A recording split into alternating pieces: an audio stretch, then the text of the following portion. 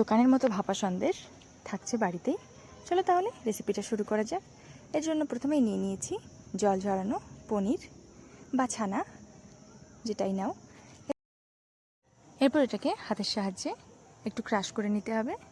তারপর এতে দিয়ে দিচ্ছি 3 চামচ চিনি আর 3 চামচ ঘি। এখানে ঘিটা পুরোটাই হোমমেড।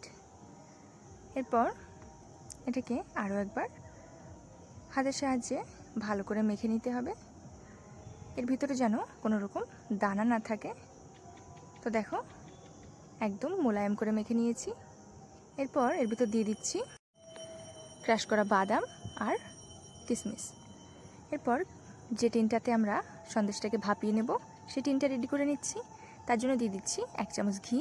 ঘিটা ব্রাশ করে দিয়ে দেবো একটা বাটার পেপার। তবে আমি এখানে বাটার পেপার ব্যবহার করিনি, আমি এখানে কাগজ রাউন্ড করে কেটে ব্যবহার করেছি। এরপর আমাদের যে মাখা ছানাটা ছিল ওটাকে মিক্সচার করে নেব 1 কাপ দুধ দিয়ে। এখানে দুধের পরিমাণ কিন্তু খুব বেশি দেওয়া যাবে না। তো দেখো, মিশ্রণটা কিন্তু আমাদের রেডি হয়ে গিয়েছে। এরপর এটাকে ভাপানোর জন্য বসিয়ে দেব 25 মিনিট। যেভাবে আমরা ইডলি বা কেক বেক করি সেভাবেই বেক করে নেব। তো এটা ঠান্ডা হয়ে গেলে এরপর এটাকে নামিয়ে নিচ্ছি একটা প্লেটে। এরপর এটাকে কেটে নেব। যে যেরকম শেপে কাটতে চায় সেরকম কেটে নিতে পারো, তবে আমি এখানে স্কোয়ার শেপে কেটে নিয়েছি। তো দেখো, আমাদের ভাপা সন্দেশ কিন্তু রেডি। সন্দেশটা এতটাই নরম হয়েছে যে মুখে দিলেই মিলিয়ে যায়। চলো তাহলে এটাকে সার্ভ করে নিই।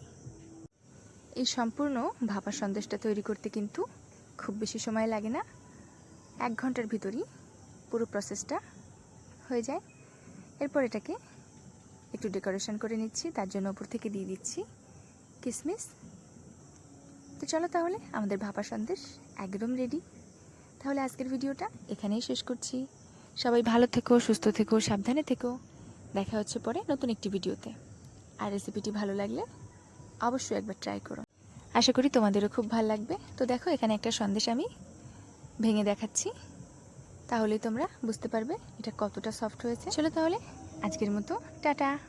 সবাই ভালো থেকো, সুস্থ থেকো, সাবধানে থেকো।